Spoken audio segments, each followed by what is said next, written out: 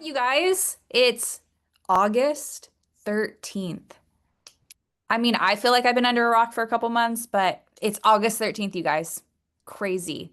I'm glad you're here. We're gonna start like we do every month. If you don't know who we are, I am Katie Hardman. I'm the Chief Opportunity Officer for the Experience Brokerage Network, and every month we do this. And I am joined by my partner, Leslie. Who are you? I am Leslie Hilbert. I'm the general manager of the Experience Brokerage Network, which, of course, as you know, encompasses our four amazing Keller Williams market centers across the state of Oregon and Southwest Washington. We've got agents in Washington as well, and almost 600 agents. And we do this every single month. We know most of you know, but we reintroduce every single month, Katie, because why? We have a lot of new faces, 15 to be exact. Yes. And what's cool about this is some returning faces, some returning names. So, welcome and welcome back to those who have decided to rejoin us, rejoin the family. We're excited you're here. So, if you see one of these names and see them on Zoom, send them a message and say welcome. Give them a virtual like high five or hug or whatever feels comfortable for you. And let's show them how it is to be a part of the family. Okay, so we've got a jam-packed day today, so I'm going to roll through some announcements and then we're going to get into the content. First, who was on, well, we know Leslie was live and in person, but who was on the vision speech yesterday at 6 a.m.? Anybody? Anybody? Anybody? Ah, you I know missed all out. of you, right? Like that was the first thing you did when you got up. You're sitting in bed, you got on your phone, and you started playing Gary's voice. Um, And if you didn't, don't worry, there will be a recording of the vision speech. It's probably the most attended event Keller Williams has twice a year at Family Reunion and Mega Camp. So if you missed it or you don't know what we're talking about, talk to your team leader, your agent services coordinator. They'll get you hooked up with the link to rewatch Gary's vision speech. And the cool thing about Mega Camp that's literally happening as we're talking right now is they are giving you playbooks on how to be a mega agent in different categories. Leslie, what were some of the things they talked about? I know they said AI, listings. The big conversation was AI, and how to use that in our businesses. But they did a lot of branding your business as well this year. So yesterday was economics, AI, and branding. So it was a big day. Yeah, And and at the end of the day, you sent me, Adriana and I, a picture of this QR code, which is the playbook for every single person that was live on stage and sharing how they've had the best year ever. Their playbook is on this link. So we are a company of models and systems. And so there's a model and a system for every single person that we will get to hear from. So if you want to use any of the marketing and branding strategies, the AI strategies, the taking more listing strategies, take a picture of this QR code and go to the link and download those playbooks and we'll talk about them. Also, if you are having so much FOMO because you did not plug into Mega Camp, it's now time to sign up for Family Reunion, which Adriana, will you drop the link in the chat and as well as the discount code? We're not supposed to share it, so it's a discount code that uh, you want to, yeah, that you want to use to get a discount on Family Reunion. It's going to be in Atlanta, Georgia in February. So I'm excited. Anybody, is that baseball season? Can we go to a like Atlanta Braves game together or something? I think that might be kind of fun. So just save the date, look at the link, sign up if you're a heck yes, because you want to take advantage of the discount before prices go up. Okay. But before that, we have some other big news. Leslie, do you want to talk about what this is? it says Bold is coming soon, but I kind of want to say like Bold is back. But I really shouldn't say Bold is back either, because this is not, if you've been to Bold before, this is not the Bold that you are used to. Bold is all new content, all new activities, all new focus. And if any of you guys have gone to a coach's skills camp, there's a super cool activity there about breaking through limiting beliefs. And there's some board breaking and some limiting belief breaking. So we've got Bold coming to Oregon in two locations. And you can join either in our Eugene Market Center, we'll be hosting Bold, as well as a United Portland-wide Bold. So the launch day, to save the dates on your calendar, first step to Bold will be Thursday, September 25th. We will then run through Thursdays to, I think it's 6 sessions this time, so shortened. Thursdays, get it in your calendar. We have been assigned 2 incredible coaches. We are so excited about this. Eugene, you have Melanie Kinnaman. So one of the famous Bold coaches, a KW leader. And then in Portland, we have Jake Smith. So if you are looking to supercharge your business, increase your lead generation, increase your contracts written, to reset your mindset and to re-energize your business, this is where you should be. So save the date for Bold 2025, September 25th is the day. Yeah. And you guys, there is a lot coming at you in the next 4 months as far as value from your market center, our network, the region, and KW. And so much of what we do is possible because of amazing partnerships. And so we wanted to give a chance to shout out and spotlight one of our amazing partners that allows us to bring things like Bold and some of the other initiatives we're going to talk about towards the end of this hour.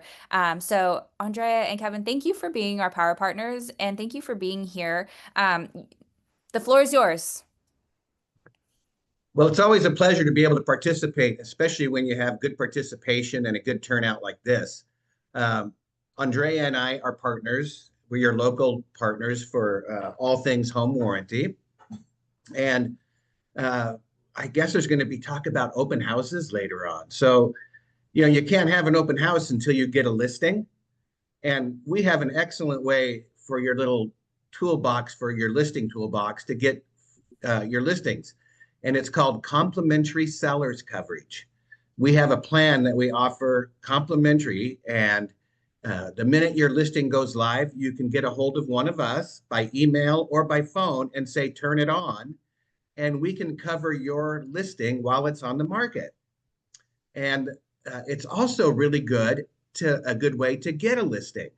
If you know that you're going to be going on a competitive listing appointment, you can paraphrase this and say, as part of my service for all my sellers, I make sure there's a warranty on your home while it's listed. The last thing you want to do, Mr. and Mrs. Homeowner, is to have to put in a new dishwasher when you're trying to sell the house. And so many agents don't bring that up when they're at a listing appointment that we get calls, Andre and I, saying thank you for that, because the other agent didn't bring up that we could put a listing on their home while it's listed. And I got the listing because I did. So it's complimentary. They don't know it's free. So it looks like you're doing a supreme service by offering a warranty to that seller. And it works all the time. We get calls all the time saying that, thank you for that tool. It helped me get the listing where I would otherwise have not received it. And also, if you're doing an open house, once you have your listing and you put complimentary listing coverage on the listing, if you have older units, say older furnace, older water heater, older air conditioning unit, it's a good idea. You can use the home warranty as a negotiation tool or offer a home warranty with the sale of the house, because the first time homeowner or somebody might get really nervous when they have their inspection and they come back and they say end of life expectancy, although the unit's working great, but it may be 15 or 20 years old. And the buyer might reach out and say, hey, we want a new one because it's after its life expectancy. That's a perfect situation for a home warranty, because as long as it's in good working order, we don't care about the age of the unit. A lot of people utilize the home warranty that way. We also know that if the house is coming with a home warranty for the buyers, they tend to sell a little bit faster and for a little bit more money than homes without a home warranty on them. If you know that the seller is going to offer a home warranty to the buyer, at that point, you can also put it in the MLS. You can put a sign rider on the house if you want to. You can put home warranty information inside the property if you want to. And it just makes buyers feel a little bit more confident that there's less lack of disclosure on the seller side if they have a home warranty with their property. I love that. Anybody have questions for Andre or Kevin? Feedback? Nobody has a question. I saw in the chat that everybody loves you, so thank you. Well, we love you too. And thank you guys for being our partners and for sharing exactly what is going on in our world. We're going to talk at the end of the hour about our open house extravaganza. So don't leave until you get this information because it's going to be huge. And it's timely that you guys are here and talking about sellers coverage because it's your competitive advantage. Yeah, and you guys, you also have supplies at all of the different offices for your open house extravaganza. Feel free to take them, put them in your open houses. If you have any questions, please reach out to one of us. We're happy to help you in any way we're able. Thank you guys. Indeed. See you later. Have a good meeting. Thank you. And if you guys happen to be in the Sunset Quarter office, they're actually live and in person here right now. They're in the room next to me. So, drop in and say hello to them in person. Okay, so speaking of systems and models, because you all were on Gary Keller's vision speech yesterday, we decided we were going to change up the conversation, or Chris and I decided to change up the conversation and not necessarily give you more stats, but talk about reasons people avoid following a model. We're a company of models and systems. So we wanted to talk about 10 reasons we avoid following models and systems. So Chris, this is your presentation. I'm gonna stop talking now. Thank you. Bye. Awesome, thank you. It's good to let me move my screen so I can see everybody's face. It's good to see everybody this morning. So as we are going through some of the models that are going to be delivered on different lead generation strategies through the company, I thought it might be the perfect time to do a little self-reflection and go through what I would say are the 10 reasons you and I oftentimes avoid following a model. Maybe we could start by getting some participation here. I'm going to open up my chat as well, but hopefully people will raise their hand. What's a model? How would you define it? Who wants to define what a model is to them? What is a model? A documented system. Thank you, Katie. You're not allowed to participate, but who Blueprint? else? A blueprint? A blueprint. That's a good word. A good word. Anyone else think of something else when they hear the word model? A process to follow. A process to follow, right? A process to follow. Mark, hopefully it's not a secret, but it's definitely a path, right? It's definitely a path to success, something that can be replicated. I think that's really smart. It's something that, if done the same way over and over and over again, we can get an expected result, right? I do this activity, I expect to get a result. What happens if we don't get that result? What happens if we don't get it? People quit. Yeah, sometimes people quit. We're like, hey, it's this doesn't work. It works for you, but not for me.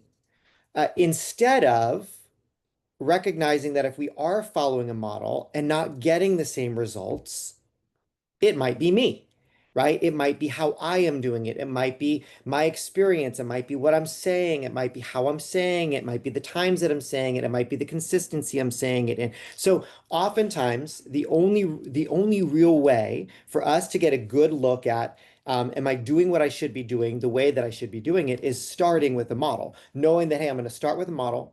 I'm going to follow this model. I'm going to expect a certain result. And when I get that result, awesome. If I don't get the result, I'll go back and figure out what am I doing different? Or how do I need to level up? Or what do I need to change?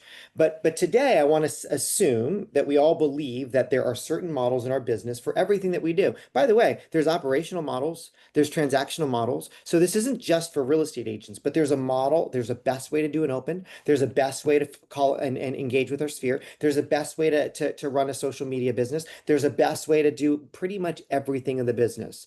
So we're going to sort of take this sort of arcing look at what prevents us. Now, you might connect with one of these, 1 out of 10. You might connect with 2 or 3 out of 10, like, oh gosh, those are the reasons. Those are the things that prevent me. You might connect with 10 of 10, which means we're probably super entrepreneurial.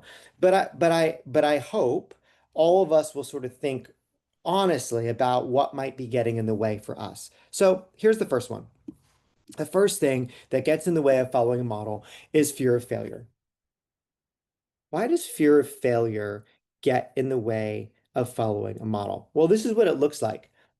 Fear of failure looks like avoiding stuff until the last minute. Fear of failure looks like perfectionism. Fear of failure looks like not starting at all. We're new and we're still just sort of spinning our wheels, but not getting out there and doing anything that's meaningful. Like we actually have this fear of failure, so we think, well, I'm just going to make sure I know everything I need to do. I'm going to make sure that I'm perfect. I'm going to make sure that.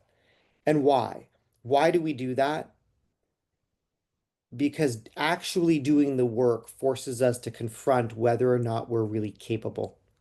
If we try and we fail, if we follow that model and it doesn't work out, then we have to acknowledge the fact that, well, it might threaten our self-belief, it might threaten our self-worth, it might threaten our, right, it might threaten our belief that we're as good as the person that's getting those results. And that doesn't feel good. So we have this fear of failure. I don't want to follow that model. I'm not going to follow it because if I do and I don't get those results, something's wrong.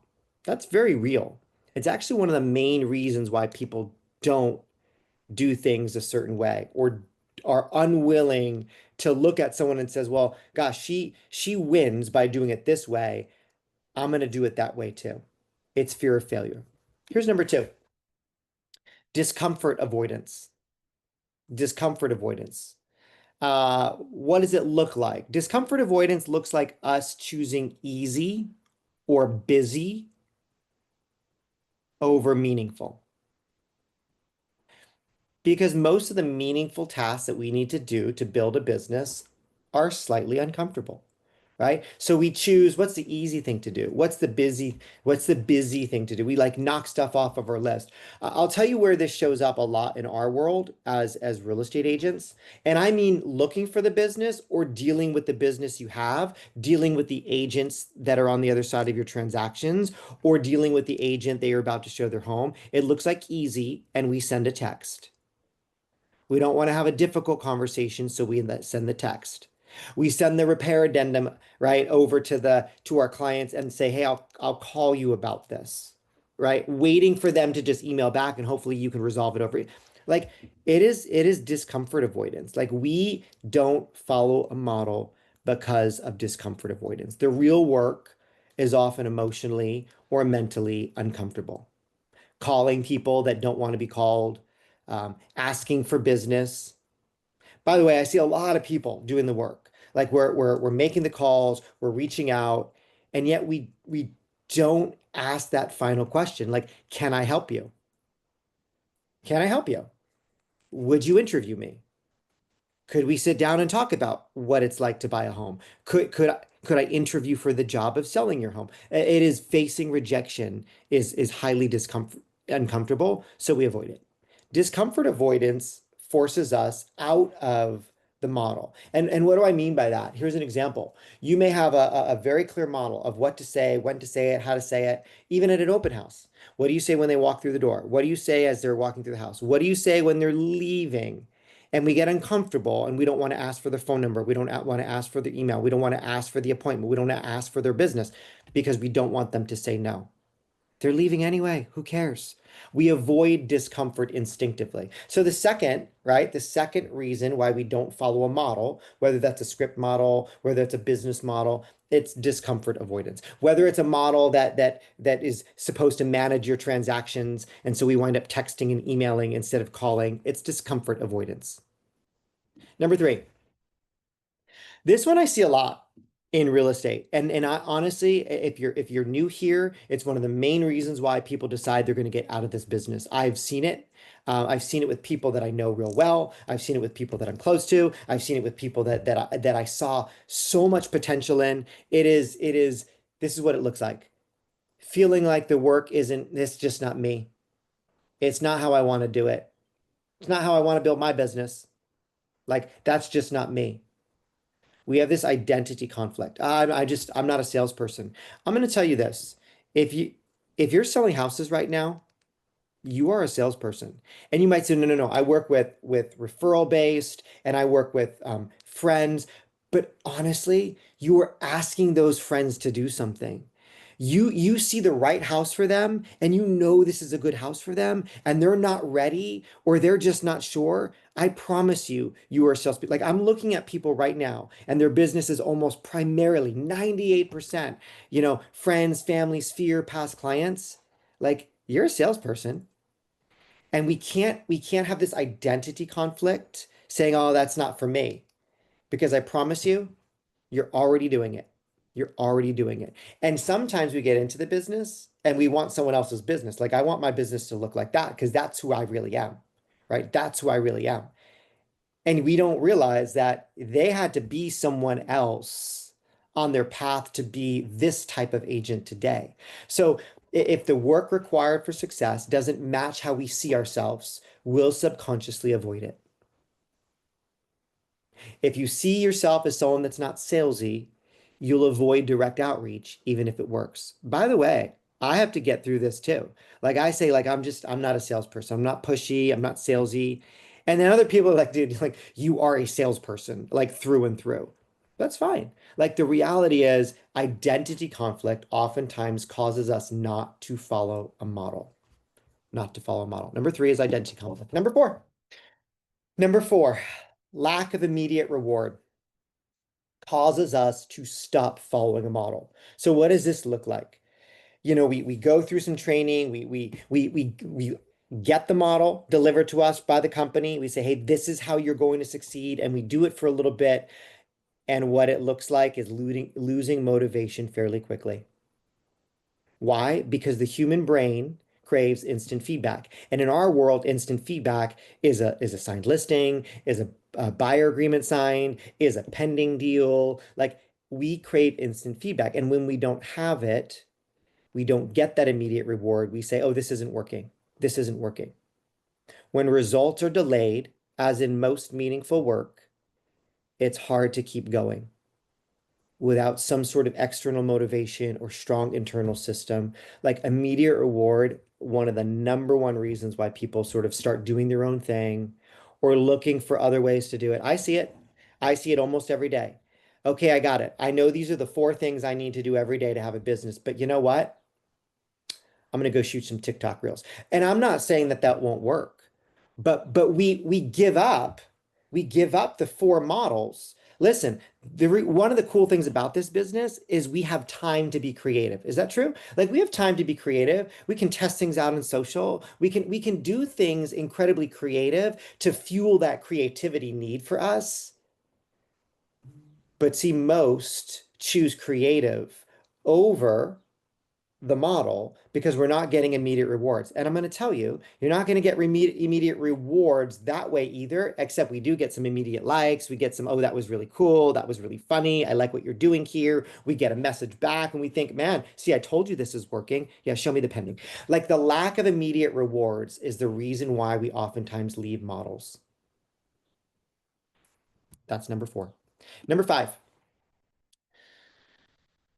It's either overwhelm or lack of clarity. And lack of clarity typically comes from overwhelm. So here's what this looks like. We feel like we're spinning our wheels. We go into sort of analyzing things like over analyzing until we just aren't doing anything. And it's because we don't have real clarity of what this activity is meant to do. By the way, you could be like, Chris, I'm crushing it. Like I'm doing hundreds of calls a week. And I don't care if you're not having any conversations and those conversations aren't turning into real appointments, like real face to face, let's have a conversation about buying or selling. See, if we don't have a clear picture, if we don't have clarity of the point is, can I get in front of someone to talk about consulting them in their real estate needs, then you could be calling thousands of people. It's not going to do you any good. It's not going to do you any good. So overwhelm, by the way, if you think it's just pure more activity is going to help you win, it's not. Like that'll lead to overwhelm and an expanded lack of clarity, which means we're not going to follow a model. If the path feels too complex, the next step is fuzzy, we default to doing nothing. So be careful. Be careful that the model that you've created for yourself isn't like 15 steps. Like first you do this, and then you do this, and then you do this, and then you do this, and then and you're like, but I have a model. You're not going to do it because it's fuzzy, it's complex, it's overwhelming just looking at what you're trying to get accomplished. I'll share a story. Back in January, I made a recommitment to test all the models that my business was built on, right? Whether it be the open house model, the sphere model, like I was going to test it, which means guess what? I have to do it because if I'm testing it, it doesn't mean I'm going to have someone else test it and then engage like, hey, how did that go? Like, so I set aside 1 hour a day since January. It is August. By the way, this was an hour that wasn't already in my world. Like it was an hour that I had to carve out. And I said, if I made calls, if I engaged with my database an hour a day, and that wasn't calling my favorite people, it wasn't calling my friends in Sphere, they were part of it, but it was calling people that had been online, had looked at property and hadn't gotten a call. It was people that were looking at their market reports, right? They were looking at their market report and checking out their home value. Like I was doing the work of a real estate agent for an hour a day. Everybody here has an hour a day. It wasn't 3 hours, it wasn't 5 hours, it wasn't 8 hours. My life didn't allow for that, but I committed to 1 hour a day and I did it religiously. My goal, you're going to say this is embarrassingly low, but my goal was just to have 25 conversations a week. 25 conversations. I'm telling you, it wasn't hundreds of conversations a week. You don't have to have hundreds of conversations a week. It was 25 conversations a week. Now, in January and February and March, I was feeling this. Oh God, is this going to work? Why? Because I wasn't having the results I wanted right out of the gate. There was a lack of immediate rewards for doing the work, and it was extra work. It was evening, it was back on the weekends, it was early morning, like it was carving out time from my regularly, right? Like my day job. And the fact is, you fast forward, and I did that consistently, followed that model, followed what in my world I call a day in the life of a day, like what am I supposed to do each day? It was 1 hour. And by July, right? July, I think I had 6 closings in July. I'll have 8 closings in August, right? I pended 16 deals in June, July, and August. 1 hour. Everybody has 1 hour. So why don't we have those results? Because we give up, we have a lack of clarity, we start doing different things during that hour, we just don't follow the model long enough. And I'm here to tell you, like it took 6 months. That's the downside. Not 6 months of being in the business. It took 6 months of doing something consistently, following a model before the results that I would expect to show up showed up. And so if we don't have any business today, I'm sorry, but it was the previous 6 months that got us here. And I can't promise you you're going to have business tomorrow. But I can promise you, if you started following a model today and avoided fear of failure, discomfort avoidance, identity conflict, lack of immediate results, overwhelm or lack of clarity, like those first 5 things that prevent us following a model, if we could get through those 5, then on the flip side of that, by month 3, month 4, month 5, month 6, you're going to have a pretty amazing business. Anybody would have a pretty amazing business with just an hour of consistency every single day. So that's number 5. Let's go to number 6. Number 6, subconscious beliefs. Internal resistance will show up despite knowing the logic of following the model. Deep down, it could be, it's too late for me. That's subconscious. Deep down, like other people succeed, but not people like me. That's subconscious. See, these beliefs quietly drive behavior more than logic does. So we have to be careful that we don't convince ourselves that the model will not work for us, that we don't have subconscious beliefs forcing us or pushing us away from a model. Subconscious beliefs is number 6. Number 7, this is real, right? Ego wants to be the source, not the student. What does that mean? Oftentimes, if we don't create the model, we won't believe in the model. But I'll tell you, I've created very, very, very little in my life. It really is going out and being willing to be a student. Like who is doing this the best way? Is there someone that is a genius in this area of the business, this area? And then building their or following or borrowing or implementing their proven model. Proven models feel like someone else's genius. And so following them feels like giving up authorship or autonomy or freedom. We'd rather invent a mediocre new way than submit to a great existing one. And you might say, no, no, no, that's not me. And I would say, it probably is. It probably is. Like ego wants to be the source, the author, and not the student. So we have to be careful. We have to be careful that we don't think the way that we do it is the best way out there because it will prevent us from following models. Number 8, structure threatens freedom.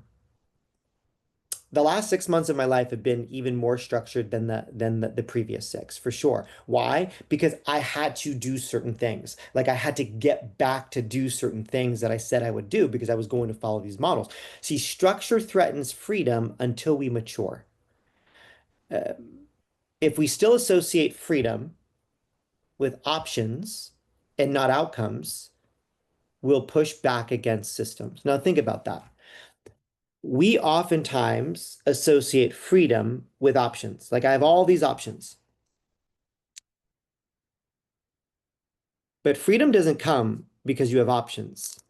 Freedom comes because you had outcomes. Freedom comes because you got some results, and those results bring you freedom. They bring you time freedom.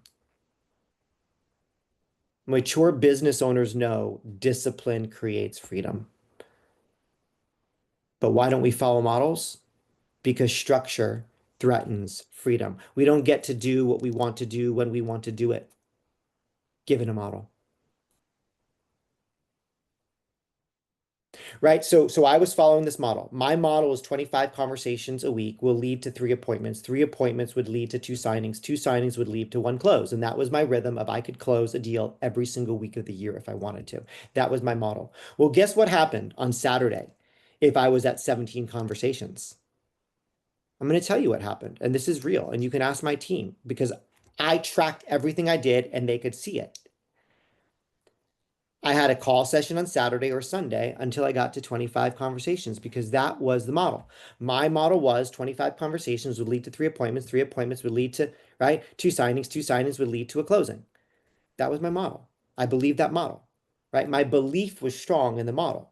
And so I just executed it and I executed it and I executed it. And you look and it was 3 appointments, 3 appointments, 3 appointments, 3 appointments, 3 appointments.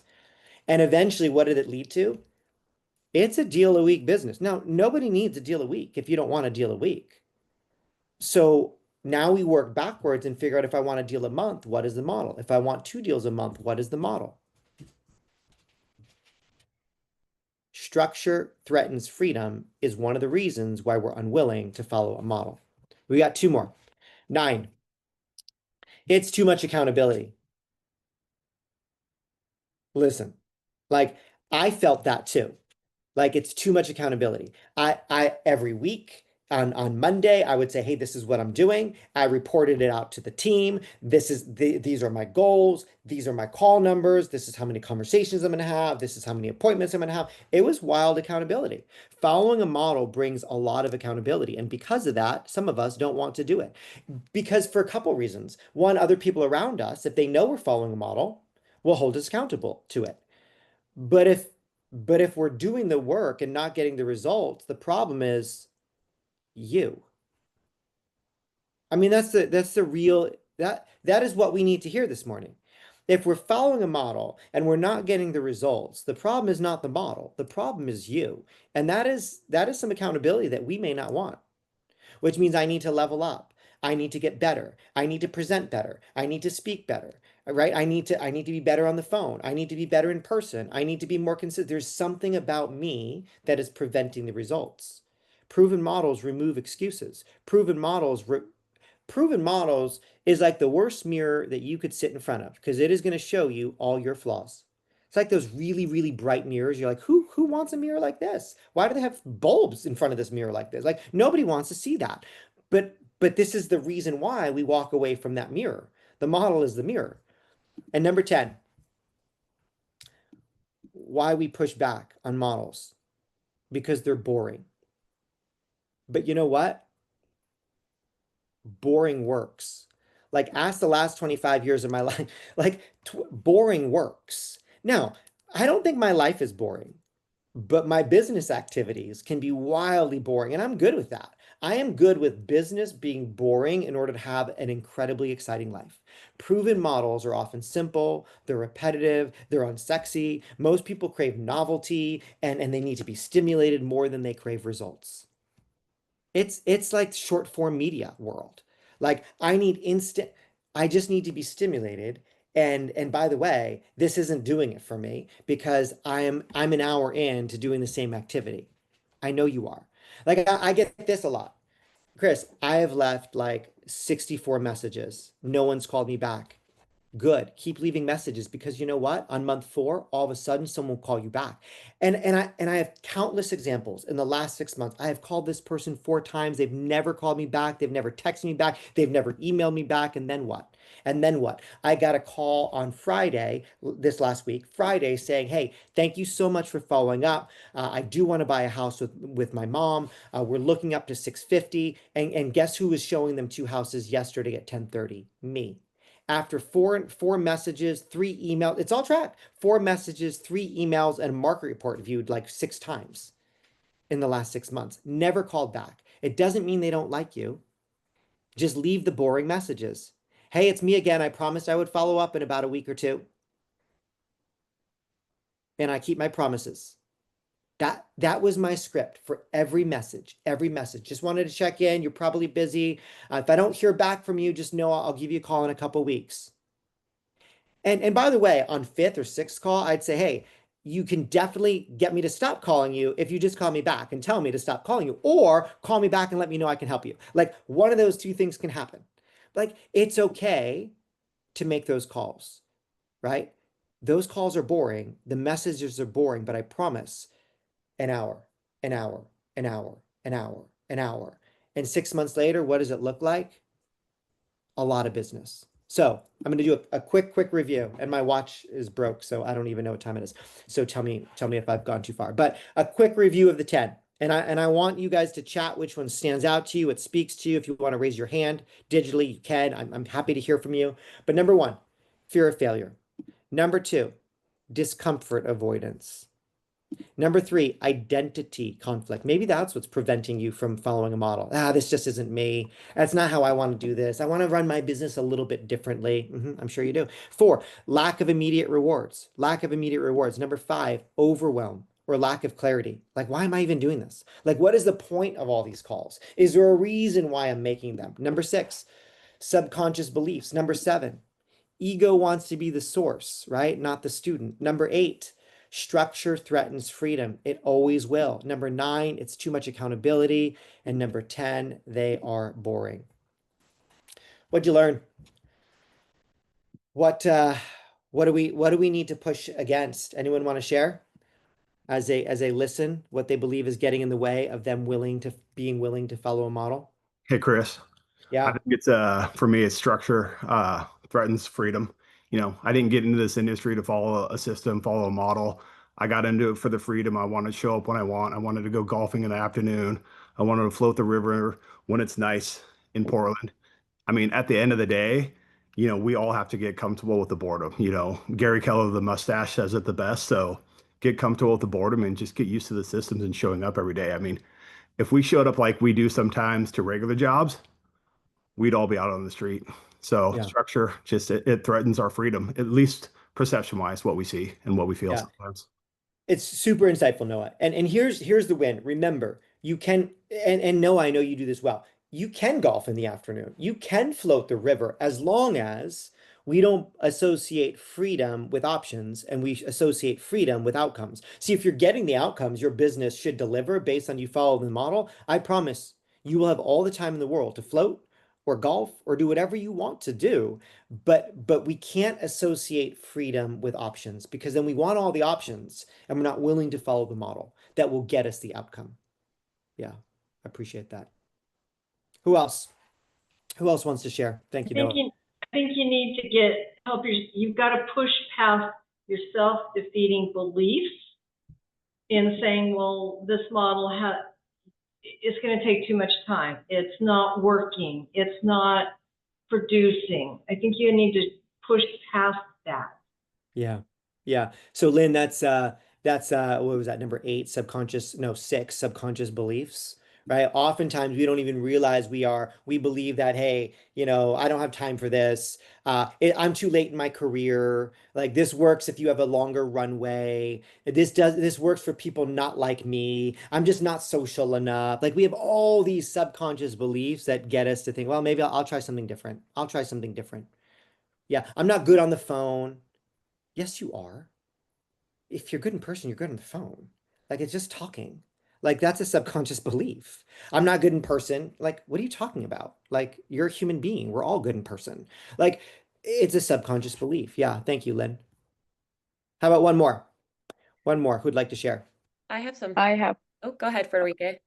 Oh no, it's totally fine. Well, it probably works with Hannah, as knowing Hannah very well, but because I'm the polar opposite to Noah, which makes us actually a really good team on a lot of things. Because the reason what got me into real estate and what actually attracted me to Keller Williams was the models, tools, and systems. Because growing up in a German military Catholic household, I thrive on systems and I thrive on models. They give me a huge sense of security. They give me a very, very detailed roadmap on if I want to go get in my car and go to Miami. I know exactly where to go, when to stop, and how to get there the fastest way possible. So for me, I think I have been very blessed with a wonderful real estate career, and I am 100% convinced, at least for myself, the only reason why I have been able to be a successful real estate broker was because I treat myself as my own employee. And I have to stand up to myself every night and look in the mirror and say, I literally still say it, and it comes from my dad, where I tell myself, if I look at today's accomplishments, would I fired myself today? Yeah, super smart. I love that. And Hannah? Yeah, I think I was just going to speak to kind of the identity. I think that was a big struggle for me, is kind of not viewing myself as a salesperson, and going through the process, especially being with Place, transitioning to looking at myself as kind of an advisor, and being there to guide my clients, and just helping them see the different options that they have available and helping them make the best decision for themselves. I think has been really, really helpful for me, because I feel like I'm serving my clients and I'm not selling them at that point in time. Awesome. Yeah, and so there's some identity conflict potentially to make sure that we don't fall back into as well along the way, right? Yeah, very cool. Well, that's what I wanted to share this morning. I figured, especially right now, as our company, as our brokerage, as our network, it's really, really focused on delivering models for each agent, right? For the solo agent in the room, for the team agent, for the team owner. As we look at that, we have models for each type of person, regardless of what kind of business you want to build. Now it's up to us to say, hey, thank you. Like that's why I'm here. I want to be part of a network that is models based. And we may tell ourselves we do, but if we're not using those models, then we will question the value. Or if we push against those models, then we definitely start questioning, right? But my goal is to see each of us build and get to the place, get the results that we want. And it's not going to come unless we understand why we're pushing against those models. So appreciate what the company is doing for sure and rolling out this focus on models. You will see that clearly from us as well, in our training, in our Zooms, in our in-persons, in our masterminds. And if I can help in any way, reach out. I'll hand the meeting back to Katie and Leslie. Thank you, Chris. And if you're looking for a model for a specific part of your business, reach out to your leadership team. Like we have all these playbooks on hand and can help you in implementing them or overcoming one of these reasons why you might be avoiding it, and help you work through that. So I hope each of you took one of these and said, I'm going to work on that. I know which one I'm going to work on. And speaking of models and systems, we said that we were going to share something at the end about our next big initiative, which if you've been here for a minute, this isn't new. We've done this. We've run this playbook. We've run this model multiple times. And our next open house extravaganza is Saturday, September 13th. And I got a notification on my watch this morning saying 1 month till open house extravaganza. Get your button gear. So that's my message to you guys, not the get your button gear part, but that put this on your calendar, participate in this. We have seen time and time again, I think this is our 4th or 5th time doing this, that our contracts written increases when Wow. we do open house extravaganza. Our listings taken increases when we do open house extravaganza. So use this event as an opportunity to have conversations with sellers. And we have a marketing piece, a couple of them actually, around why there's benefits to sellers to participate in the open house extravaganza. There's increased traffic, you're maximizing your visibility, you have competitive energy, you have a professional presentation, event buzz, and then feedback and follow up. So use this opportunity to reach out and be making those phone calls an hour a day. Like if you need a reason to call, maybe this is it. Or you need a demographic of people to call, maybe this is it. And also, if you don't have a listing, know that this event is for you, because we will help match you with a listing if you would like to hold one open. So here's what you need to know. So starting August 18th to September 9th, you can sign up for an open house host. Reach out to your PB team. They are spearheading this initiative. Then August 29th through September 9th, you will be submitting your listings to be a part of this event. So have that conversation with your seller, like, this event is coming, and would you like your listing, or would you like your home to be featured during this extravaganza? Then the 8th through the 12th, you can check out the event sign up or event signs, and we have them in every office. So there's special marketing and signage and collateral that you can pick up from the market center. We will start to match you with the houses and finalize our list this Wednesday before the event. And that's so that our marketing team has time to get everything set up on our website, everything set up on our app, everything set up on the flyers. You will receive all of that marketing 1 to 2 days before the event. And then the day of the event, we will go live with all of our social channels as well. So know that there's a well-oiled machine, a well-oiled model here that we're running in the background to help you be successful in participating in this open house extravaganza. And we are super excited. Yeah, and Katie, couple of things to note, like if you can go back to that slide, is since this we've done it so many times, like, and run this play, we have not only the stats of what this model has done, but we get a little better each time. So a couple of things to note about this is we gave you more runway to prepare your own system and model to set yourself up for success, right? We started marketing on this on August 1st. To give you a month and a half to dial in your open house playbook, to level up on your skills, to select the property that you're going to be choosing, to get ready for this event. Remember that you don't need to hold just one open house on that day.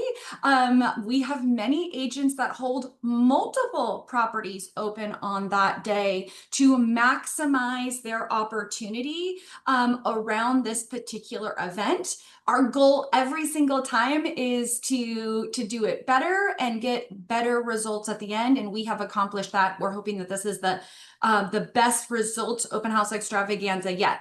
The other thing I wanted to say is no need to reach out to your principal broker team. They have this model so dialed in.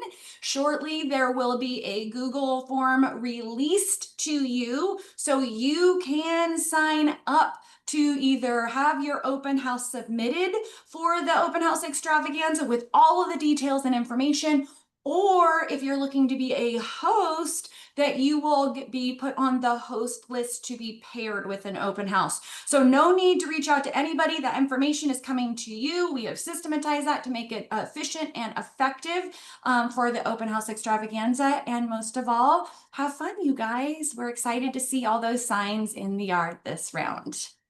Yes. I love, Tammy, so you said in the chat, keep calm and open house on. That's exactly right. Okay, so lots going on. If you need anything from us, reach out. Next month, we will be doing a panel of open house experts on our state of the industry to ramp up and get ready for the big event. It'll be, I think, 3 or 4 days before the event that we do our next SOI. So tune in. In the meantime, if you need us, reach out. Happy Wednesday, you guys. Have a great day. Happy Wednesday. Have a good day, guys.